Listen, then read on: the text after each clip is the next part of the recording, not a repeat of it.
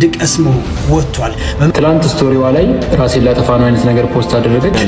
ሶስት አንበሳ ካወረዳችሁ ራቁቷን ሻወር ማስወስዳት ደብቆ እንትን የባምቢ ቪዲዮ ቁጥቅ ብሎ እያየ ባስ በደል እስከማቀው ሌላ ሰራተኞች ወጥተው መናገር ይችላሉ። እሺ እንደዚህ ሮል ለማሸነፍ በታክሲ ረዳትነት፣ በፓርኪንግ ሰራተኝነት፣ በማስቲካ አዝዋሪነት እንዲሁም ደግሞ ሊስትሮ ሆኖ ሰርቷል። የሊስትሮ ዕቃው አሁንም ድረስ ቤቱ እንዳስቀመጠው ይናገራል። መምህራን ኮሌጅ በቲቺንግ ተመርቆ 6 ዓመት በመምህርነትም አገልግሏል። ኢቲቪ የወጣቶች ፕሮግራም ላይ በነፃ ለስራ ብሎ ጠይቆ ተፈቅዶለትም ልምድ ቀስሞ ወጥቷል። በመቀጠል የኮካኮላ ሱፐርስታር አይዶል ሾው ላይ በብቃት እያስተዋወቀ መድረክም መርቷል። ጄቲቪ ኢትዮጵያ ላይ የመዝናኛ ዜና በብቃት በመምራትም ይታወቃል። አቀራረቡ በበርካቶች ዘንድ ተወዳጅ ነበር። ለምትቸኩሉ ሰዎች ትላንት ስቶሪዋ ላይ ራሴን ላጠፋ ነው አይነት ነገር ፖስት አደረገች። ትላንትና የይቅርታ ቪዲዮ ጠብቁኝ አለ። ከደቂቃዎች በፊት ራሴን ላጠፋ ነው ያልኩት በስተት ነው፣ ሰይጣን አሳስቶኝ ነው። ከትላንቱ የባሰችዋን ባምቢ ቨርዥን ጠብቁ። የሁለቱንም የባሱ ቨርዥኖችን የኢትዮጵያ ህብረተሰብ እንድትጠብቁ ተብላችኋል። ፌደራል ፖሊስ ሪፖርተር ጋዜጣ 98 ቢሊዮን ብር ብሎ ያወጣው መረጃ የተሳሳተ ነው፣ ስለዚህ ከሰዋለው የሚል መረጃን ዛሬ አጋርቷል። ልክ አይደለም። 98 ቢሊዮን ሳይሆን 78 ቢሊዮን ብር ነው። በተለያየ መንገድ ሊተርፍ ሲችል የተጭበረበረ ወይንም የባከነው የሚሉ መረጃ አውጥቷል። 78 ትንሽ ነው። 1 ቢሊዮን ማለት እኮ 1000 ሚሊዮን ነው። እንደው ማጭበርበሩ ላይ 1000 ሰው እንኳን ቢሳተፍ 78 ሚሊዮን ብር አጭበርብሯል ማለት ነው።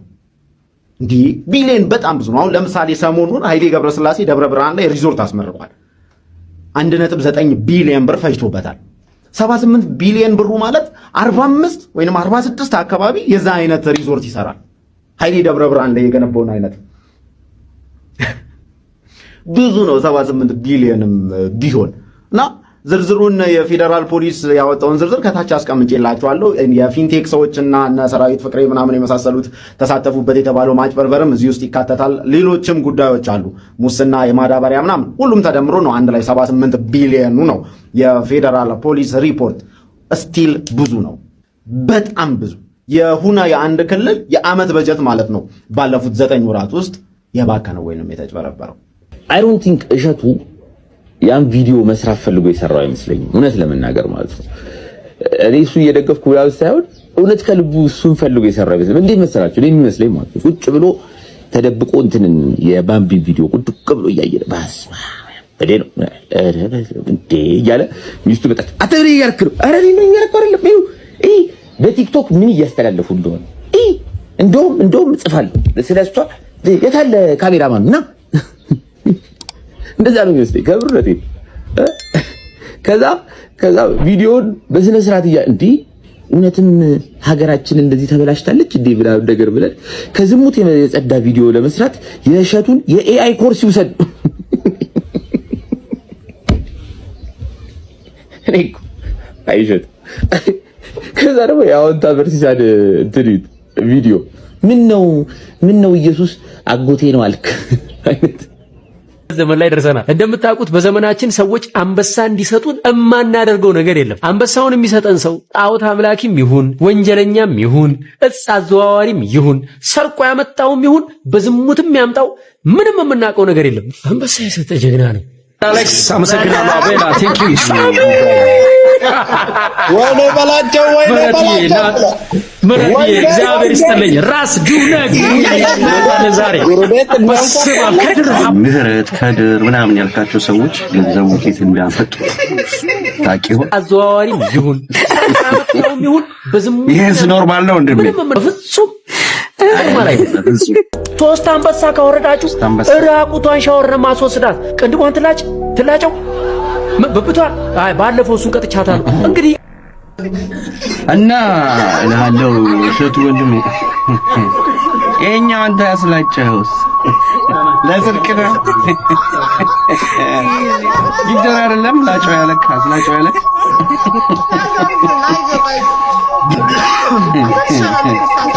እና ይሄስ ኖርማል አይደለም።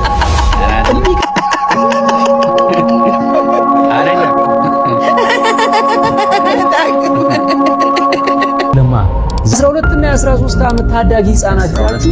ገና አይምሯቸው ሳይበስል የዝሙትና የፍቅር ቀጠሮ ስሜት ውስጥ ሲገቡ ነገ ለጭንቀትና ለተሳሳተ ግንኙነት አሳልፋችሁ እየሰጣችኋቸው እንደሆነ ልብ ብላችኋል። ዘፈኑን እንደመገሰጽና ለእናንተ አይሆንም እንደማለት ጭራሽ እንዲዘፍኑ የምትገፋፏቸው እናንተ ናችሁ። ይሄ ጀግንነት ሳይሆን ቻይልድ ኤክስፕሎይቴሽን ወይም ህፃናትን ለቪው መበዝበዝ ወይም መሸጥ እና ወንድሜ እሸቱ ሌላኛው የህፃናቱን ነገር ካነሳ እንግዲህ አንደኛ ተጠያቂ አንተ ነህ የምትሆነው ብዬ አስብ። ይኸው እንግዲህ ምስክር። ሴት ነሽ ወንድ ነሽ? ሴት ነኝ። በምን አወቅ? ሃን የምትባል ልጅ ምን ብላለች መሰለ? ከዚህ ልጅ ፍቅር ይዞኛል እና እሺ፣ ይሄስ ኖርማል ነው? በፍጹም ኖርማል አይደለም።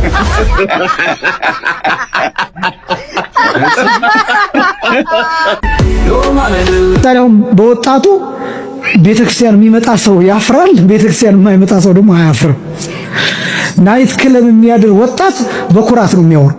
ወይኔ ዛሬ ብታየው ናይት ክለብ የጨፈርነው ጭፈራ ልነግርህ አልችልም። አያፍርም። አይገርምም?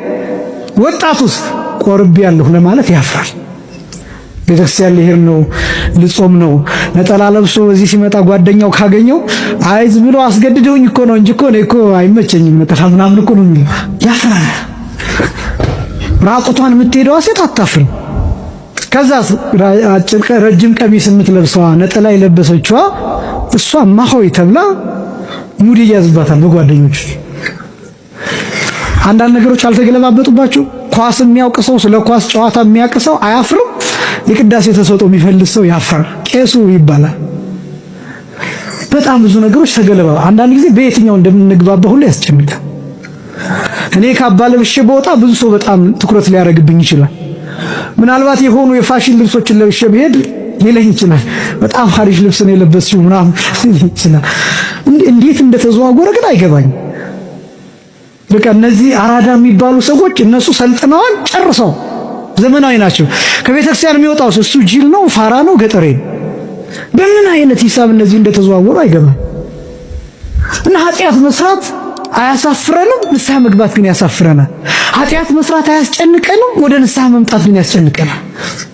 ንስሐ አባት መያዝ ያሳፍረናል፣ እንዲሁ እንደ አለሌ እንደ ባዝራ በየሜዳው መተኛት መጋደም ግን አያሳፍረንም። እንዴት ሆኖ ነው ነገሮች የተዘዋወሩት? እነዚህ ነገሮች በትኩረት አይታችኋቸው ታውቃላችሁ? መዝሙር መስማት ያሳፍራል፣ ዘፈን መስማት ደግሞ አያሳፍርም። ዘፋኝ መደርደር እሱ ያኮራል፣ ዘማሪ መጥራት ነው፣ ይሄ ደግሞ ያሳፍራል። በአምባሰል ሰራዊት ፍቅሬ ላይ ፖሊስ የጀመረው ምርመራ ተጠናቀቀ። ነገ ክስ ይመሰረትባቸዋል ሲሉ ምንጮች ለዛሀበሻ ገልጸዋል። መረጃውን በአጭሩ ልንገራችሁ። ከፊንቴክ ኢንቨስትመንት ማጭበርበር ጋር በተያያዘ በቁጥጥር ስር የሚገኙት ሰራዊት ፍቅሬና ግብረ አበሮቹም የጊዜ ቀጠሮ ሂደታቸውን አጠናቀዋል። አቃቤ የኮምፒውተር ወንጀል አዋጅን መተላለፍን ጨምሮ ከባድ የወንጀል ክሶችን ነገ በልደታ ከፍተኛ ፍርድ ቤት እንደሚያቀርብ ከምንጮቻችን ሰምተናል። በነገ ውሎ ተከሳሾች ማንነታቸው ተረጋግጦ የክስ መዝገቡ እንዲደርሳቸው ይደረጋል። ተከሳሾቹም የዋስትና ጥያቄ ያቀርባሉ ተብሎም የሚጠበቅ ሲሆን ፍርድ ቤቱም መቃወሚያቸውን ሰምቶ ክሱን አይቶ ወይ ዋስትና ወይ ክሱ እንዲቀጥል ሊያደርግ ይችላል። ፖሊስ የምርመራ መዝገቡን ዘግቶ ለአቃቤ ሕግ ያስተላለፈ ሲሆን አቃቤ ሕግ በልደታ ከፍተኛ ፍርድ ቤት ክስ ይመሰርታል። ይህ የፊንቴክ ጉዳይ በሀገራችን የፋይናንስ ቴክኖሎጂ ዘርፍ ትልቅ ትኩረት ያገኘ ክስ እንደሆነ ይታወቃል። በነገው የፍርድ ቤት ውሎ ላይ የእናንተ ግምት ምንድነው? ዋስትና ይፈቀድላቸው ይሆን? አብረን ምን ይሆናል እየተካተልን ወደ እናንተ መረጃውን አደርሳለን። በአምቢና በእሸቱ ምክንያት የተፈጠረው እና ያው ነገሩ የተነሳው በአምቢ ላይ ስለሆነ ተናጋሪው እሸቱ ስለሆነ ሳይሆን አሁን እኛ ማስተላለፍ የፈለግነው ነገር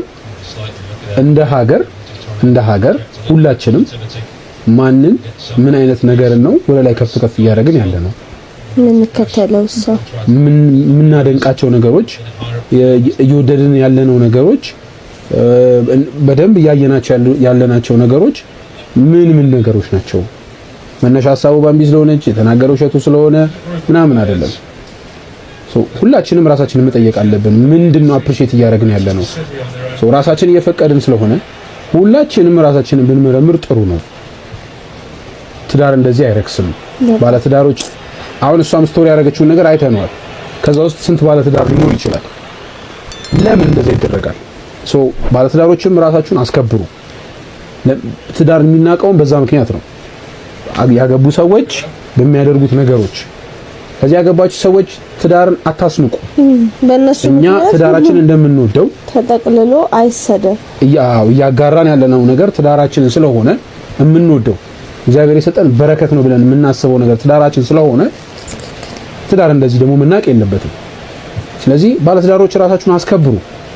እንደዚህ መሆን የለበትም። እንደ ሀገር ግን ሁላችንም ራሳችንን ብንመረምር ጥሩ ነው ባዮች ነን። እግዚአብሔር ማስተዋልና ልቦናውን ይስጠን። ሁላችንም እንወዳችኋለን። ሰላም ደሩ። ቻው። በጣም አሰልቺ ሆኖብኛል። ምንጭ አትቅም፣ አታጨስ፣ አትጠጣ፣ አታመሽ፣ ቺታ አታረግብኝ እና ምን ሆንሽ ታዲያ?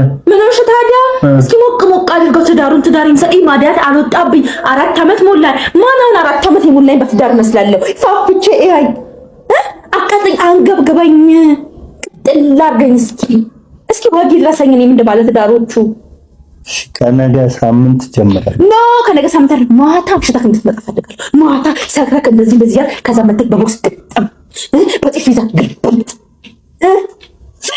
እሺ እዚህ ፍቅር እንደዚህ ነው። ወጉን አሳየኝ እስኪ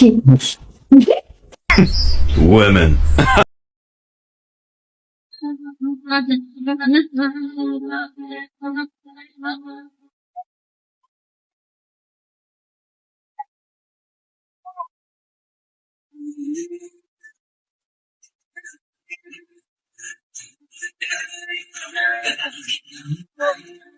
ነዳጅ ፐር ሊትር በአንድ ቀን ውስጥ 25 ብር ጨምሮ አደረ። ምን ማለት ነው ይሄ?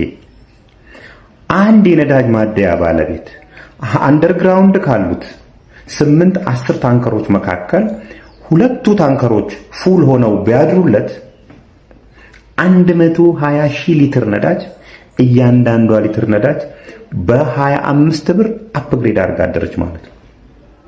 ከጅቡቲ የመጡ ካሉት ቦቴዎቹ መካከል ቢያንስ 4 መንገድ ላይ ቢያድሩ 100,000 ሊትር ነዳጅ በጠቅላላው የባለ ሀብት ምንም ሳይሰራ ከ8 እስከ 10 ሚሊዮን ብር ሀብቱ አፕግሬድ አደረገ። እኔና እናንተስ በዚህ በነዳጅ መወደድ ምክንያት 60 ብር የምንገዛው ቲማቲም 100 ብር ቢገባ ገቢያችን ሳይጨምር በየአንዳንዱ ኪሎግራም ቲማቲም ላይ 40 ብር እኛ ላይ ጫና አሳደረ ማለት ነው። በሚቀጥሉት ዓመታት 40 ብር እየተጨመረብን ነው ማለት ነው። እንግዲህ የምንገዛቸው ሸቀጦችን ይዋቸው ምን ያህል ጫና ሊያሳድሩብን እንደሚችሉ። ካፒታሊስት ፍርደ ገምድል ናት። ኢትዮጵያ ውስጥ 547 የፓርላማ መቀመጫዎች አሉ። እነዚህ መቀመጫዎች ለማግኘት ቅብጥሴ ቁጥር ያላቸው ፓርቲዎች ይወዳደራሉ። ማምጣት ያለባቸው ሐሳብ እንደዚህ አይነት ሐሳብ ነበር። ነገር ግን የሚወዳደሩት የሆነ ብሔር ስለሆኑ የሆነ ብሔር አባል ስለሆኑ እንጂ ሐሳብ ኖሯቸው ለብሔሩም ሆነ እንደ ሀገር ለሀገር የሚጠቅም ሐሳብ ስላመጡ አይደለም። እንደዛ ነው እየተወዳደሩ የነበሩት።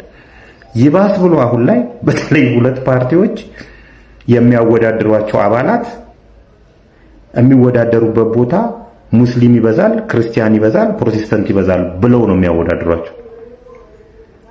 ሙስሊም ከበዛ እዛ ጋር የሚወዳደረው ሰውዬ ሐሳብ ሳይሆን የሚኖረው ሙስሊም ስለሆነ በቂ ነው፣ ክርስቲያን ስለሆነ በቂ ነው፣ ኦርቶዶክስ ስለሆነ በቂ ነው። ይሄ ሆነ መስፈርቱ። ስለዚህ መቀመጫውን ተቀምጠውበት ለኢትዮጵያ ሕዝብ አንዳች ጥቅም ለማምጣት ሳይሆን ለራሳቸው ለሆዳቸው ለመተዳደሪያቸው ለልጆቻቸው ለስራ አንዳንዴም የሚተኙበት ቦታ እንጂ የሐሳብ ቦታ ሊሆን አልቻለም።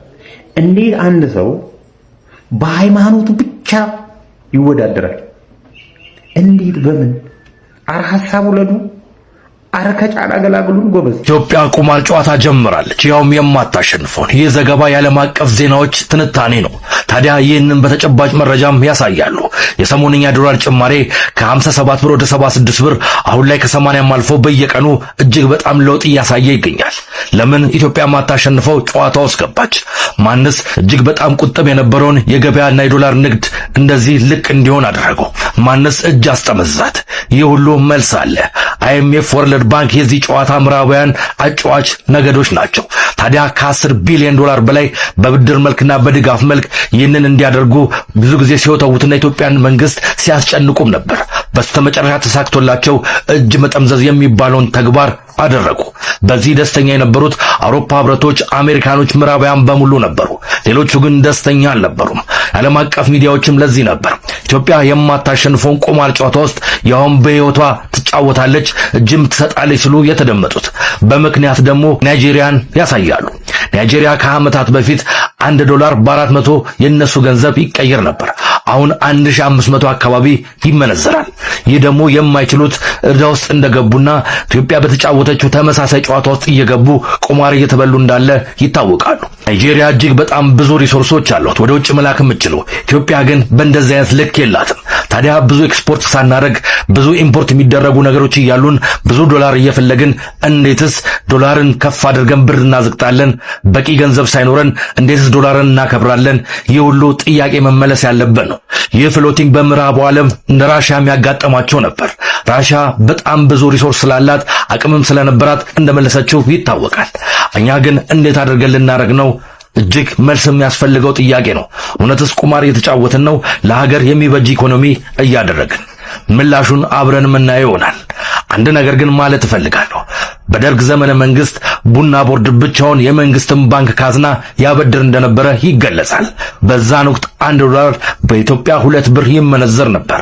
እስከ 93 ባለው ዳታም 1 ዶላር እስከ 6 ብር ያወጣ ነበር። ከዛ በኋላ ያለው የዝቅጠት መንገድ ግን እጅግ በጣም አሳሳቢ ነው። ሌላው ይቅርና የትኛው የኢትዮጵያ እድገት በእያንዳንዱ ኢትዮጵያውያን ላይ ታይቷል? የትኛውስ የሀብት ክፍፍል በየሁሉም ደርሷል? ያም ሆነ ይህ ለሀገራችን ሰላም ያምጣልን። የሀገር ሰው ቸሩን ሰናዩን ያሰማን። ይህ የሚኖር ሕይወት ነው። ሰላም። የሃጫሉ ሁንዴሳ ወንድም ከፍተኛ ተቃውሞ አቀረበም። ሐውልቱ የድራማው አካል ብሏል። ምንድነው የተፈጠረው? ምን አስቆጣው የሃጫሉ ወንድም? ዝርዝሩን በአጭሩ አቀርባለሁ። የአዲስ አበባ ከተማ ከንቲባ አዳነች አቤቤ ዛሬ በሰጡት መግለጫ እንደ ሎሬት ጸጋዬ ገብረመድህን፣ ጥላሁን ገሰሰ፣ መሐሙድ አህመድ፣ አሊ ቢራ፣ ስብሐት ገብረ እግዚአብሔርና ሃጫሉ ሁንዴሳ ያሉ የሀገር ባለውለታዎች የኢትዮጵያዊነት ግንባታና የፍትሃዊነት አርማዎች ናቸው በማለት ሐውልታቸውን መረቃቸውን ገልጸዋል። ከንቲባዋ ይህ የመጀመሪያ እንጂ የመጨረሻው እንዳልሆነም ተናግረዋል። ሆኖም የድምፃዊ ሃጫሉ ሁንዴሳ ወንድም ሲሳይ ሁንዴሳ በጽሑፍ ባስተላለፈው መልእክት ምርቃቱን ድራማ ሲል የጠራው ሲሆን ዝምታን እንደ መስማማት ለሚቆጥሩ አላቂ ሳሚዎች መልስ መስጠት ግዴታ ነው ብለዋል። የሃጫሉ የመታሰቢያ ሐውልት ለእይታ ክፍት ሆኖ ከከረመ 1 ዓመት ቢሆንም ዛሬ እንደ አዲስ ይፋ ሲደረግ የድራማው ሌላኛው ክፍል መሆኑን ለመረዳት ቀላል በማለት የመንግስትን እርምጃ ክፉኛ ተችቷል። አንዳንድ ነገሮችን በዝምታ ማለፍ ተመራጭ ቢሆንም ዝምታን እንደ መስማማት ለሚቆጥሩ አላቂ ሳሚዎች በተገቢ ቦታና ጊዜ መልስ መስጠት ምርጫ ሳይሆን ግዴታ ነው ያለው የሃጫሉ ወንድም ሲሳይ ሁንዴሳ ለዓመታት ለቁጥር አዳጋች የሆኑ ስህተት ብቻ ሳይሆን ፍጹም ነውር የሆነ የቅርብ ነን ከሚሉ መድረክ ላይ ብቻ እስከሚያውቁት ግለሰቦች ወዳጅ መሳይ ገዳዮች ብዙ ታዝበናል። እውነት ለመናገር እስከ ዛሬም ምንም ላለማለት የወሰንኩት በስሙ የሚደረገው ነገር ልክ ሆኖ ሳይሆን ከጀርባ ያለውን ፍላጎት ስለምረዳ ጭምር ነው። ከዚህ በኋላ ግን የእሱን ክብርና ማንነት በሚመጠን መልኩም ግልጽና የማያሻማ መልስ መስጠት አስፈላጊ ሆኗል። እንዲህ እንደ ዛሬው የድል ማግስት ጀግናዎች ከመብዛታቸው በፊት የወንድነት ጥጉ ከማይደርሱበት ስፍራ አርቀ መስቀል በእጅን እንጂ ጊዜ ክፉ ነው የሚሆነውን ሳያየው የገዛም ቆዳው የጠበበውን ቤት ይቁጠረው ብሏል። የሆነ ሆኖ ከግድያ ማግስት ይገነባል የተባለው የመታሰቢያ ሐውልት ከዓመታት በኋላ በቀጠለው ድራማ ለእይታ ክፍት ሆኖ የከረመ 1 ዓመት ቢሆንም ዛሬ እንደ አዲስ ይፋ ሲደረግ የድራማው ሌላኛው ክፍል መሆኑን ለመርዳት ቀላል ነው። ከምንም በላይ አንተን ላጣ ሰው ሁሉ ነገር ተራ ነውና በትክክል አንተን አውቆ የተረዳ የሚገባን ሐውልት በልቡ አኑሮ ስለ ፍትህ ብቻ ቀን ይቆጥራል ሲል ተናግሯል። በሐውልት ምርቃቱ ላይ የቤተሰብ ተቃውሞን እንዴት አያችሁት? እስኪ አስተያየታችሁን በኮሜንት ላይ እንወያይበትም። ለቲክቶከር ሐና ገዴ በአስቸኳይ እንድረስላት ቅድም ስታወሩ ነው እኔም ጉዳዩን የላኩላችሁና እንደ ቀልድ የጻፈችው ነገር አሳስቦኛል እና ራስን የማጥፋት ምልክት ሊሆን ይችላልና በተለይ ሶሻል ሚዲያ ላይ ያሉ ሰዎች አሁን የሚመላለሷቸው ጉዳዮች ያሳስቡኛል። እንግዲህ የተባለ መልእክት ደርሶናል። ይሄ የሶሻል ሚዲያ ላይ አለመግባባቶች ወይም ደግሞ ሰዎች ላይ የምንሰጣቸው አስተያየቶች ምን ያክል ሰው ሊጎዳ እንደሚችል ምናይበት እንግዲህ ራሴን አጠፋለሁ አይነት ነገር ጽፋለችና በአስቸኳይ እንድረስላት ብለው ጽፈውልናል። ታላዋክ ራሷ ጽፋ መሰለኝ። እንዲህ ነገሮች ጥንቃቄ ከምንም በፊት መኖር ይቀድማል። ከምንም በፊት መኖር ይቀድማል። አንተ ስትኖር ብቻ ነው ሁሉም ነገር የሚኖረው። አንተ ሳትኖር ሁሉ ነገር ይቀራል። ባለጌው ደስ ይበለው ብዬ ነው እኔም በጊዜ ከጌታዬ ጋር መሆኔ ይሻለኛል። እዛ እንደውም እህቴም ወንድሜም ይጠብቁኛል፣ እኔም ናፍቀውኛል። ከቦኒ ጋር ሆነን እንጸልይላችኋለን እና ዘና ብላችሁ ኑሩ፣ ይስፋችሁ አበቦቼ ብላን የላከችው ነው የሚለው። እንግዲህ ይሄ ማለት እኮ ሲሪየስ ነገር ነው። ቀላል ነገር አይደለም። በጣም ሲሪየስ ነገር እኮ ነው። ምን ተፈጥሮ ነው? ሰሞኑን እንደዚህ አይነት የማህበራዊ ሚዲያ ምልልሶች አሉና ግን እዚህ የሚደርስ ከሆነ በጣም ከባድ ነው ማለት ነው። አይ ቲንክ ጫፍና ጫፍ ሆነን የምንሰጣቸው አስተያየቶች የሰው ልጅ ላይ ይፈጥራሉ። የምንሰጠው ትችት የሆነ ሚዛናዊ አይነት ነገር ቢሆን ከሁሉ ነገር ያን ምክንያቱም ማንኛችንም ሰዎች ብንሆን ንጹህ አይደለንም። ስለዚህ የምንሰጠው ትችት ሰላም እንዴት ናችሁ? እባካችሁ እንደው እስቲ 3 መሰረታዊ ነገር ስለ ኮሜዲያን እሸቱ ልንገራችሁ። እኔ እሺ በጣም ወደው የማከብረው ሰው ነው። እንዲሁ ደግሞ ባምቢንም እህቴ ናት፣ በጣም ወዳት ሰው ናት፣ እንደ ሰው ማለት ነው። ግን 3 መሰረታዊ ነገር ስለ ኮሜዲ እሸቱ ልንገራችሁ።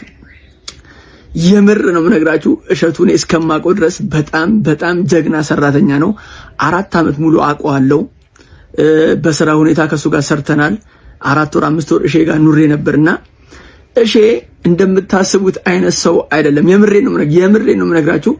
ለሊት 9 ሰዓት የሚነሳ ሰው፣ ማታ እስከ 6 ሰዓት የሚሰራ እንቅልፍ የሌለው ሲሰራ እንቅልፍ የሌለው በጣም ሃርድ ወርከር ነው።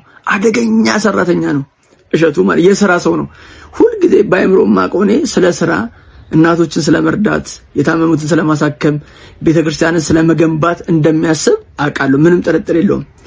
ሁለተኛ ነገር እሺ ገንዘብ በርቷል የሚሉ አንዳንድ ሰዎች ስሰማ እስቲ እንደው የዶንኪ ቲዩብ ሰራተኞች ወጣችሁ እንደው ብትናገሩ አልኩኝ። እሸቱ እኛ እስከምናውቀው ድረስ እንኳን የገዳም የቤተክርስቲያን ገንዘብ አይደለም የዶንኪ ሰራተኛ ሁናችሁ አንድ ሰው አንድ ነው ማለት አንድ ኩባያ ስኳር መቀበል ከዶንኪ ቲዩብ ያስወጣል። ማንኛውንም አይነት ስጦታ መቀበል ያስወጣል። በፍጹም በላባችሁ ብቻ አገኙ ነው የሚባለው። ዶንኪ ቲዩብ ላይ ገንዘብ ማሰባሰቢያ ሲደረግ በበጎ ፍቃድ የምትሰሩ ተብሎ ነው የሚጠየቀው እንጂ ክፍያ የለም። 5 ሳንቲም እንኳን መቀበል አይደለም። እኔ የምሬ ነው የምነግራችሁ። እኔ እሺ በፍጹም 100% እርግጠኛ ሆኜ እናገራለሁ፣ እንደዚህ አይነት ሰው አይደለም።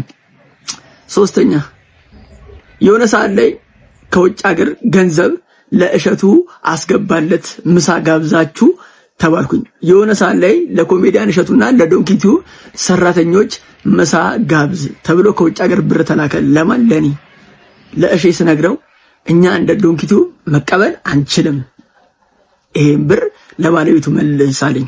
እኔም ለባለቤቱ ደውዬላቸው እንደዚህ አይቻልም በዶንኪ ቲዩብ። ስለዚህ ብሩን ልመልስ አካውንቶትን ንገሩኝ አልኳቸው። ከአሜሪካ አንድ አባት ናቸው። የምሬን ነው የምነግራችሁ። ስክሪንሻት አለኝ። ከዛ ምን ቢሉ ጥሩ ነው አንተ ተጠቀምበት ሲሉኝ እኔ መዛሳ ላይ ገንዘቡን እጄ ለሽንቁሩ ሚካኤል በሱ አስገብቻለሁ። በፍጹም እኔ እስከማውቀው ሌላ ሰራተኞች ወጥተው መናገር ይችላሉ። እሺ እንደዚህ አያረግም ብዬ እኔ አምናለሁ። ቴንኪው